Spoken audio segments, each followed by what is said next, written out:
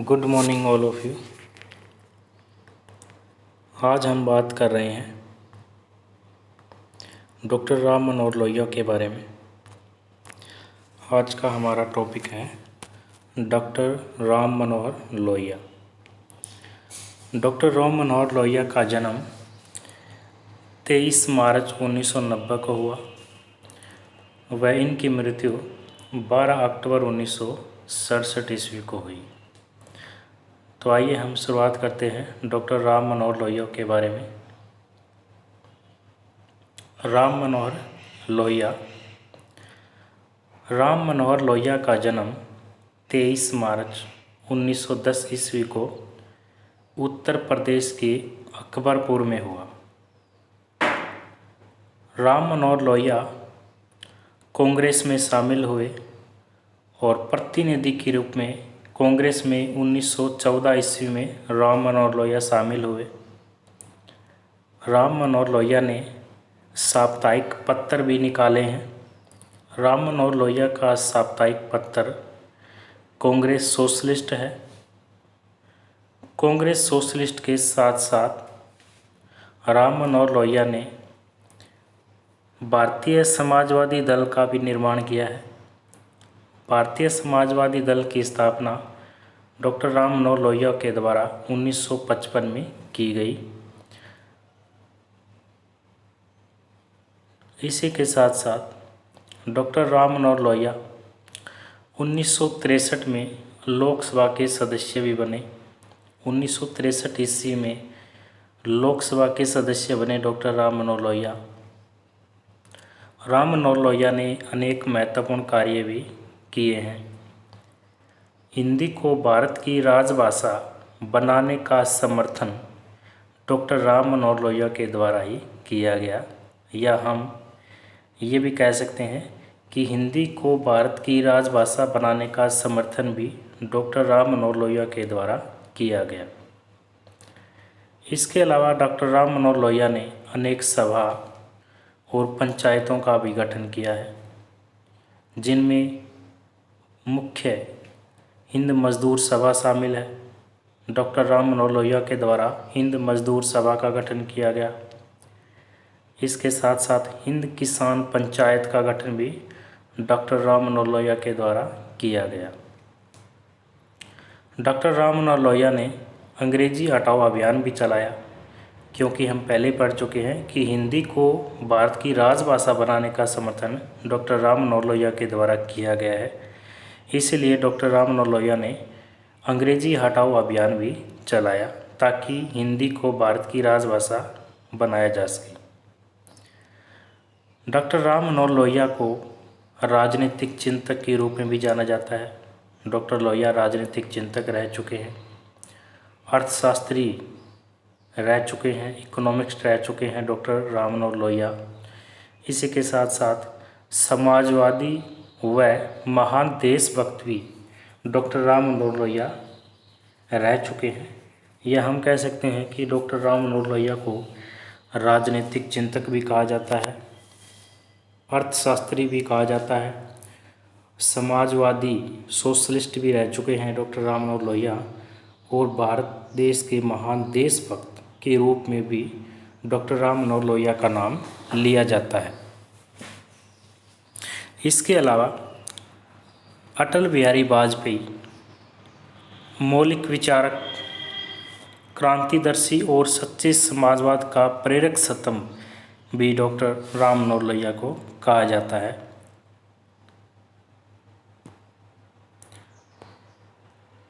Doctor Ram Manohar Lohia ने PhD की degree उपाधि प्राप्त की है। पीएचडी की जो उपाधि डॉक्टर राम मनोहर लोहिया ने बर्लिन विश्वविद्यालय से राजनीतिक दर्शन में प्राप्त की है। बर्लिन विश्वविद्यालय से पीएचडी की उपाधि डॉक्टर राम मनोहर लोहिया ने हासिल की है। डॉक्टर राम मनोहर लोहिया का जो शोध है, थीसिस है, वह नमक और सत्याग्रह थी, जो कि जर्मन भाषा में थी। नमक और सत्याग्रह उनकी पीएचडी का थीसिस है, शोध प्रबंध है। उन्होंने अनेक लेख लिखे हैं। यानी कि डॉक्टर राम मनोहर लोहिया के द्वारा अनेक लेख लिखे गए हैं। अपने कुछ लेखों में उन्होंने गांधी जी द्वारा चलाए जा रहे ग्राम सुधार कार्यक्रम की कड़ी आलोचना भी की है। इसी के साथ साथ 1938 से वे महात्मा गांधी की विचारधारा और उनके व्यक्तित्व से प्रभावित होने लगे। हालांकि पहले गांधी जी द्वारा चलाए जा रहे ग्राम सुधार कार्यक्रम की कड़ी आलोचना डॉक्टर राम मनोहर लोहिया के द्वारा की जाती है, लेकिन 1938 में वे गांधी जी की विचारधारा और उनके व्यक्तित्व से बहुत ज़्यादा प्रभावित होते हैं और 1938 से सन 1946 तक उन्होंने ब्रिटिश साम्राज्यवाद का डटकर विरोध किया। 1942 के भारत छोड़ो आंदोलन में उन्होंने बहुत ही अधिक सक्रिय रूप से भी भाग लिया है। डॉक्टर राम मनोहर लोहिया ने 1942 के भारत छोड़ो आंदोलन क्विट इंडिया मूवमेंट में बहुत अधिक सक्रिय रूप से भाग लिया। वे लगभग 15 महीने तक भूमिगत रहे, आंदोलन को चलाते रहे भूमिगत रहकर। उन दिनों उन्होंने एक गुप्त रेडियो स्टेशन की स्थापना भी की, जिसका नाम उन्होंने आज़ाद हिंद रेडियो रखा था। वहाँ से उन्होंने अनेक प्रसारण का जन जागरण का कार्य भी किया। इसी के साथ साथ राम मनोहर लोहिया ने सन 1946 में नेपाल और गोवा की मुक्ति के लिए आंदोलन को प्रेरित भी किया है। डॉक्टर राम मनोहर लोहिया 20वीं सदी के महान समाजवादी थे, सोशलिस्ट थे।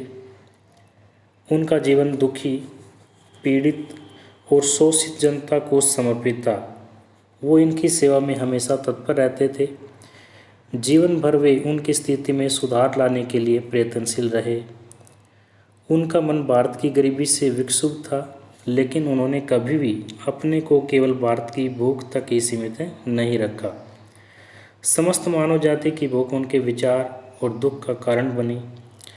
उनके सपनों में एक ऐसा विश्व था जिसमें गोरे काले, स्त्री पुरुष, गरीब अमीर और ऊंच नीच के बीच कोई भी भेद नहीं था।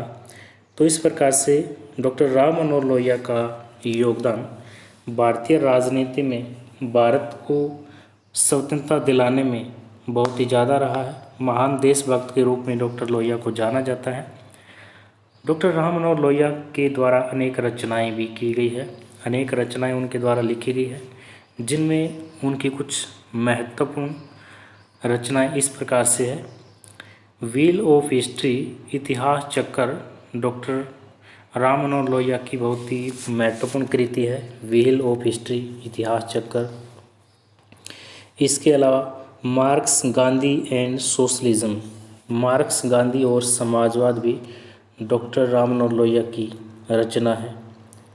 गल्टी man of India's partition, Bharat के विभाजन के लिए दोषी व्यक्ति, यह रचना भी डॉक्टर राम मनोहर लोहिया के द्वारा कृत की गई है, रचित की गई है। Foreign policy doctor Ram Manohar Lohia की रचना है। इसी के साथ साथ internal during politics doctor Ram Manohar Lohia की रचना है।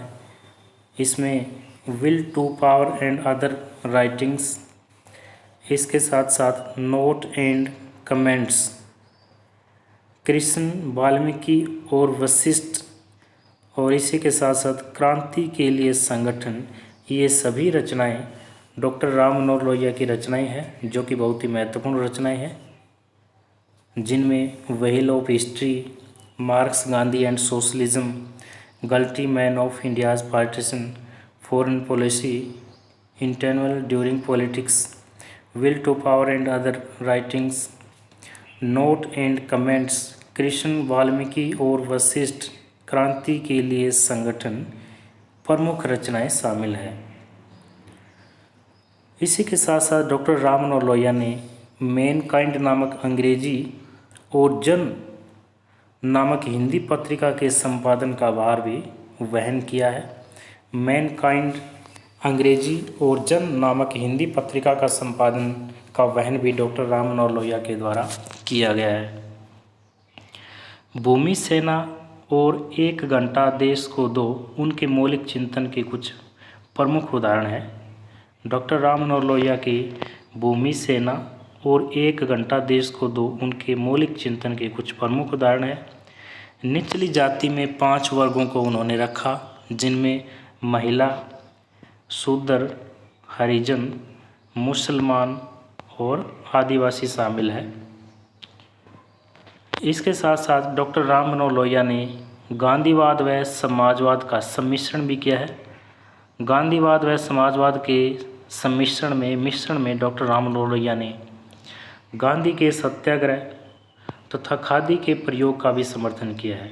डॉक्टर राम मनोहर लोहिया ने गांधीवाद व समाजवाद के मिश्रण में गांधी के सत्याग्रह तथा खादी के प्रयोग का समर्थन किया एवं विकेंद्रित अर्थव्यवस्था का भी पक्ष लिया है। इसी के साथ साथ वह गांधीवादी सिद्धांतों की अमूल्य बातों को व्यवहार में उतारने के भी पक्ष पर थे। डॉक्टर राम मनोहर लोहिया चाहते थे कि गांधीवादी सिद्धांतों की जो अमूल्य बातें हैं उनको व्यवहार में उतारा जाए, व्यवहार में शामिल किया जाए। इसके अलावा समाजवाद के लक्ष्यों को लोहिया ने इतिहास की पुनर्व्याख्या के माध्यम से दर्शाने का भी प्रयास किया। उन्होंने अपनी पुस्तक व्हील ऑफ हिस्ट्री, इतिहास का चक्कर 1955 में तर्क दिया कि इतिहास एक चक्कर के समान घूमता रहता है। व्हील ऑफ हिस्ट्री, इतिहास का चक्कर उनकी बहुत ही महत्वपूर्ण रचना है। इसके साथ साथ डॉक्टर लोहिया ने चतुर्युग के माध्यम से भारत के ऐतिहासिक चक्कर के सिद्धांत को भी समझाया है। जैसे पहला सतयुग, दूसरा त्रेता युग, तीसरा द्वापर तथा चौथा कलयुग है। सतयुग से लेकर कलयुग तक इतिहास में उत्थान तथा पतन की चक्कर बराबर घूमता रहता है। तो इस प्रकार से डॉक्टर राम मनोहर लोहिया ने गांधीवाद व समाजवाद का मिश्रण भी किया है। इसके साथ साथ गांधीवादी विचारों में संशोधन भी डॉक्टर राम मनोहर लोहिया के द्वारा किया गया है, जिनमें डॉक्टर राम मनोहर लोहिया ने गांधी के सत्याग्रह के विचारों को पुनः परिभाषित किया। सत्याग्रह के विचार सत्याग्रह के जो विचार है वो महात्मा गांधी जी के द्वारा दिए गए हैं और डॉक्टर राम मनोहर लोहिया ने सत्याग्रह के विचारों को पुनः परिभाषित किया और सत्याग्रह जन सामान्य को आंदोलित करने और विशेष लक्ष्यों को पूर्ण करने का प्रभावी माध्यम है, यह अवधारणा भी दी। इसी के साथ साथ गांधी के संरक्षकता ट्रस्टीशिप के विचारों का भी उन्होंने विरोध किया है। ट्रस्टीशिप की थ्योरी गांधी जी के द्वारा दी गई है। डॉक्टर राम मनोहर लोहिया ने इसमें संशोधन किया है और गांधी जी की जो न्यायशीलता की, संरक्षकता की, ट्रस्टीशिप की जो थ्योरी है उन विचारों का विरोध किया है डॉक्टर राम मनोहर लोहिया ने। उन्होंने भारी औद्योगिकरण का भी समर्थन किया और चरखा के विचारों का समर्थन नहीं किया और औद्योगिकरण एवं विकेंद्रीकरण के बीच समन्वय स्थापित करने का जिक्र भी डॉक्टर राम मनोहर लोहिया ने गांधीवादी विचारों के संशोधन में किया है। इसी के साथ साथ तानाशाही तथा असंवेदनशील सरकार के विरुद्ध हिंसा का समर्थन भी डॉक्टर राम मनोहर लोहिया ने किया है और उनका मुख्य नारा था भोजन दो या जेल में रखो। तो इस प्रकार से डॉक्टर राम मनोहर लोहिया ने गांधीवादी विचारों में संशोधन भी किया है। इसके साथ साथ लोकतांत्रिक समाजवादी विचार भी डॉक्टर राम मनोहर लोहिया ने दिए हैं। लोकतांत्रिक समाजवादी विचारों में डॉक्टर लोहिया ने गांधीवादी तकनीकों से समाजवाद लाने पर बल दिया। उनका मानना था कि गांधीवादी जो तकनीकें हैं वो समाजवाद लाने में सहायक सिद्ध हो सकती हैं, इसीलिए गांधीवादी तकनीकों से समाजवाद लाने पर उन्होंने सबसे ज़्यादा बल दिया है। समाजवाद के 3 रूप उन्होंने बताए हैं, जिनमें सभी उद्योगों तथा बीमा कंपनियों का राष्ट्रीयकरण, समूचे संसार में जीवन स्तर सुधारना तथा एक विश्व संसद की स्थापना प्रमुख तत्व शामिल किए। इसके साथ साथ आर्थिक समाजवाद की स्थापना हेतु कुटीर उद्योग, आर्थिक एवं राजनीतिक विकेंद्रीकरण तथा ग्राम पंचायतों की स्थापना को समाजवादी लक्ष्य भी माना है।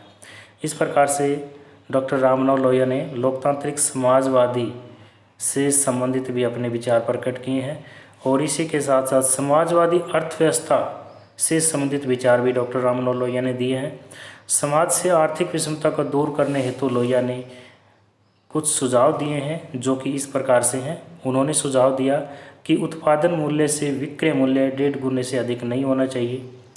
इसके साथ साथ औसत आय में निरंतर वृद्धि होती रहनी चाहिए। कृषि क्षेत्र में क्रांतिकारी परिवर्तन किए जाए, सिंचाई सुविधा में वृद्धि हो, भू अवसेना का निर्माण हो, जो बेकार पड़ी भूमि को कृषि योग्य बनाया जाए ताकि उस पर कृषि कार्य किया जा सके। इसी के साथ साथ उत्पादन के साथ साथ वितरण की व्यवस्था को संतुलित बनाया जाए, अन्न बांटो आंदोलन पर बल दिया जाए तथा राज्य की ओर से मुफ्त रसोई घर स्थापित करने की सलाह दी जाए। अनाज के व्यापार का समाजीकरण करने का सुझाव भी डॉक्टर राम मनोहर लोहिया ने अपने समाजवादी अर्थव्यवस्था के विचारों में दिए हैं। इसके अलावा डॉक्टर राम मनोहर लोहिया ने एक बहुत ही महत्वपूर्ण सिद्धांत दिया जिसको हम चौखंबा शासन 4 पिलर के नाम से भी जानते हैं। चौखंबा शासन 4 पिलर डॉक्टर राम मनोहर लोहिया का बहुत ही महत्वपूर्ण सिद्धांत है। लोहिया ने समाजवादी प्रजातंत्र पर बल दिया है। अपने चौखंबा शासन में लोहिया ने समाजवादी प्रजातंत्र पर बल दिया। लोकतंत्र में शक्ति का स्रोत नीचे से ऊपर होना चाहिए, न कि ऊपर से नीचे। चौखंबा शासन में उन्होंने दर्शाया कि लोकतंत्र में शक्ति का जो स्रोत है वो नीचे से ऊपर होना चाहिए, न कि ऊपर से नीचे होना चाहिए। इसके अलावा अपनी कृति एस्पेक्ट्स ऑफ सोशलिस्ट पॉलिसी में चौखंबा शासन का विचार दिया है, जिसमें निम्न स्तर पर ग्राम व मंडल, उसके ऊपर राज्य या प्रांत तथा सबसे ऊपर केंद्रीय सरकार की इकाई होगी। यह एक संघात्मक व्यवस्था होगी। तो इस प्रकार से चौखंबा शासन के अंतर्गत उन्होंने डॉक्टर राम मनोहर लोहिया ने ग्राम, मंडल, प्रांत व केंद्र 4 समान प्रतिभा व समान वाले खंभों में शक्ति का बिखराव किया है। तो डॉक्टर राम मनोहर लोहिया ने चौखंबा शासन 4 पिलर का सिद्धांत भी दिया है, जिसमें ग्राम, मंडल, प्रांत व केंद्र 4 चीज़ें क्या है शामिल है। चौखंबा शासन में डॉक्टर राम मनोहर लोहिया ने राज्य की सशस्त्र सेना केंद्र के अधीन हो, ये भी तर्क दिया है। सशस्त्र पुलिस प्रांत व अन्य पुलिस मंडल ग्राम के अधीन होगी, ये भी अपने चौखंबा शासन में उन्होंने तर्क दिया है। इसके साथ साथ चौखंबा शासन का उद्देश्य व्यक्ति को राजनीतिक, सांस्कृतिक व आर्थिक स्वतंत्रता प्रदान करना है। दंड शक्ति का प्रयोग निष्पक्षता से न्याय हेतु विधि के अनुकूल होना चाहिए। ये विचार भी चौखंबा शासन में डॉक्टर राम मनोहर लोहिया ने शामिल किया। उन्होंने भारतीय संघात्मक शासन का विरोध किया, जो केंद्रीकरण पर आधारित है। इसमें वैश्विक मताधिकार पर चुनी हुई व सीमित अधिकार वाली विश्व सरकार का 5वां खंभा भी जोड़ने का सुझाव डॉक्टर राम मनोहर लोहिया के द्वारा दिया गया है। इसके साथ साथ विश्व संसद के निर्माण का भी सुझाव दिया। भारत और पाकिस्तान के बीच एक परिसंघात्मक शासन के निर्माण का समर्थन भी डॉक्टर राम मनोहर लोहिया ने किया है। चौखंबा शासन के साथ साथ डॉक्टर राम मनोहर लोहिया की महत्वपूर्ण योगदान में सप्त क्रांति की अवधारणा भी शामिल है। डॉक्टर राम मनोहर लोहिया के द्वारा सप्त क्रांति की अवधारणा भी दी गई है। सप्त क्रांति की अवधारणा में जो 7 क्रांतियां हैं वो इस प्रकार से हैं। समाजवाद की पुष्टि के लिए डॉक्टर राम मनोहर लोहिया ने 7 क्रांतियों का आह्वान किया है और ये 7 क्रांतियाँ इस प्रकार से है। 7 क्रांतियाँ बहुत ही महत्वपूर्ण है डॉक्टर राम मनोहर लोहिया की, जो कि इस प्रकार से है, जिसमें स्त्री पुरुष की समानता हेतु क्रांति शामिल है। चमड़ी के रंग पर रची राजकीय, आर्थिक व दिमागो असमानता के विरुद्ध क्रांति शामिल है। संस्कारगत जन्मजात जाति प्रथा के खिलाफ व पिछड़ों को विशेष अवसर के लिए क्रांति शामिल है। विदेशी गुलामी के खिलाफ तथा स्वतंत्रता एवं विश्व लोकतंत्र के लिए भी क्रांति शामिल है। निजी पूंजी की विषमताओं के खिलाफ व आर्थिक समानता के लिए तथा योजना द्वारा पैदावार बढ़ाने हेतु क्रांति सप्त क्रांति में शामिल है। निजी जीवन में अन्यायी हस्तक्षेप के खिलाफ व लोकतंत्र पद्धति के लिए क्रांति, और इसके साथ साथ अस्त्र शस्त्र के खिलाफ व सत्याग्रह के लिए क्रांति भी डॉक्टर राम मनोहर लोहिया की सप्त क्रांति में शामिल है। तो इस प्रकार से डॉक्टर राम मनोहर लोहिया की सप्त क्रांति में 7 क्रांतियाँ हैं, जिसमें पहली क्रांति स्त्री पुरुष की समानता हेतु क्रांति है। दूसरी क्रांति में चमड़ी के रंग पर रची राजकीय, आर्थिक व दिमाग को असमानता के विरुद्ध क्रांति शामिल है। तीसरी क्रांति में संस्कारगत जन्मजात जाति प्रथा के खिलाफ व पिछड़ों को विशेष अवसर के लिए क्रांति शामिल है। चौथी क्रांति में विदेशी गुलामी के खिलाफ तथा स्वतंत्रता एवं विश्व लोकतंत्र के लिए क्रांति शामिल है। 5वीं क्रांति में निजी पूंजी की विषमताओं के खिलाफ व आर्थिक समानता के लिए तथा योजना द्वारा पैदावार बढ़ाने हेतु क्रांति शामिल है। छठी क्रांति में निजी जीवन में अन्यायी हस्तक्षेप के खिलाफ व लोकतंत्र पद्धति के लिए क्रांति शामिल है। और सातवीं क्रांति में अस्त्र शस्त्र के खिलाफ व सत्याग्रह के लिए क्रांति शामिल है। तो इस प्रकार से डॉक्टर राम मनोहर लोहिया के द्वारा सप्त क्रांति की अवधारणा भी दी गई है। इसी के साथ साथ डॉक्टर राम मनोहर लोहिया ने राजनीति में भागीदारी कांग्रेस विरोधी मोर्चा से संबंधित भी अपने तर्क दिए हैं, जिनमें प्रारंभ में उन्होंने चुनावी राजनीति और संसद सदस्यता में कोई रुचि नहीं ली, लेकिन 1960 के बाद उन्होंने संसद में प्रवेश पाने की आवश्यकता समझी। इसके साथ साथ सन 1962 में उन्होंने पंडित नेहरू के विरुद्ध चुनाव लड़ा और असफल रहे। सन 1963 में वे फरुखाबाद से उपचुनाव में लोकसभा के सदस्य चुने गए। संसद सदस्य के रूप में उन्होंने शासन की कड़ी आलोचना का मार्ग अपनाया और यह जीवन भर राजनीति की गलत नीतियों का विरोध करते रहे।